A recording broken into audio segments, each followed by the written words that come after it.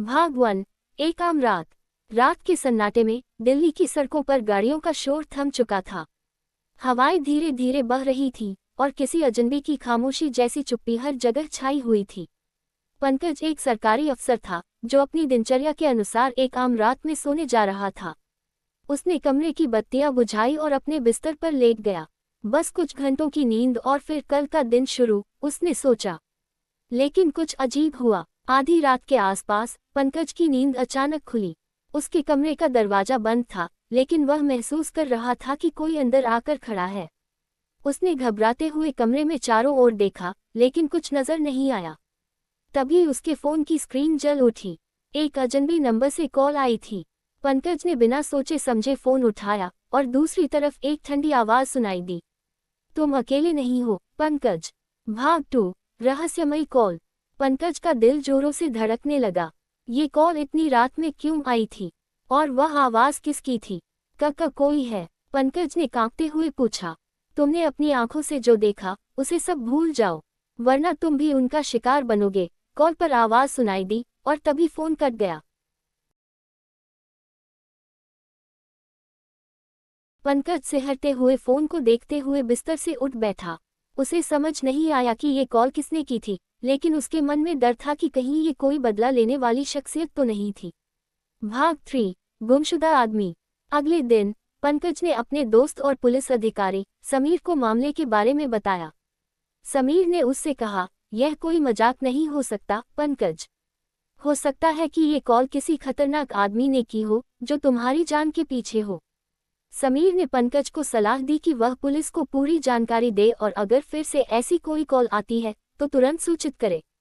कुछ घंटे बाद पंकज को और एक कॉल आई। इस बार उसने स्क्रीन पर देखा कि वही अजनबी नंबर था। इस बार उसने फोन उठाया, लेकिन कॉल पर कोई आवाज नहीं आई। वह सिर्फ सुन सकता था, जैसे किसी ने फोन को रख दिया हो। फिर अचानक उसके कानों में एक शब्द गूंजा, तुम एक बड़ी भूल कर रहे हो पंकज। यह आवाज साफ साफ सुनाई दी थी, लेकिन फिर एक झटका लगा और फोन कट गया। पंकज का दिमाग उलझ गया। इस बार कुछ अजीब था। वह अब ये समझ चुका था कि ये कोई इंसान नहीं, बल्कि कोई खतरनाक शख्स है जो उसे टारगेट कर रहा था। भाग 4। खुलासा और डर। समीर ने पंकज की मदद के लिए अपनी पूरी टीम लगाई और कॉल की ट्रेस करने की कोशिश की। घंटों बाद पुलिस ने उस नंबर का लोकेशन ट्रेस किया। वह एक पुरानी हवेली के पास था जो शहर से बाहर स्थित थी। पंकज और समीर ने उस हवेली की ओर रुख किया। हवेली का दरवाजा जंग खा चुका था और उसकी दीवारें टूट चुकी थीं। जब वे अंदर गए तो उन्हें एक पुरानी डायरी मिली। डायरी में लिखा था, मैंने जो किया वह सिर्फ तुम्हारे लिए था पंकज। अगर तुमने ये सब खोला तो तुम भी मेरा शिकार बनोगे। पंकज को अब समझ में आ गया कि यह मामला एक पुराने दुश्मन से जुड़ा था। वह दुश्मन जिसे पंकज ने कई साल पहले जेल भेजा था। वह आदमी अब बाहर था और पंकज को शिकार बनाने के लिए तैयार था। भाग 5। रहस्य का अंत। पंकज और समीर की समझ में अब सब आ चुका था। उस आदमी ने पंकज को डराने के लिए ये सब किया था। पंकज की जिंदगी अब खतरे में थी और उसे बचाने के लिए तुरंत कदम उठाने थे। आखिरकार पंकज और समीर ने उस आदमी को पकड़ लिया। वह आदमी, जिसका नाम राघव था, ने अपना अपराध स्वीकार किया।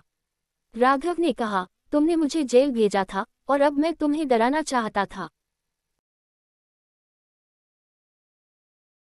यही मेरे लिए बदला था। पंकज ने राहत की सांस ली, लेकिन उस रात का डर हमेशा के लिए उसकी यादों में रह गया। वह जानता था कि कभी कभी अजनबी कॉल्स और डर एक खतरनाक सच की ओर इशारा करते हैं। रात हमेशा इतनी सन्नाटे में क्यों होती है, पंकज ने सोचा और फिर अपने कदमों से डरते हुए हवेली से बाहर निकला। लेकिन अब वह जान चुका था, सच्चाई सामने आ चुकी थी और वह रहस्य हमेशा के लिए सुलझ चुका था।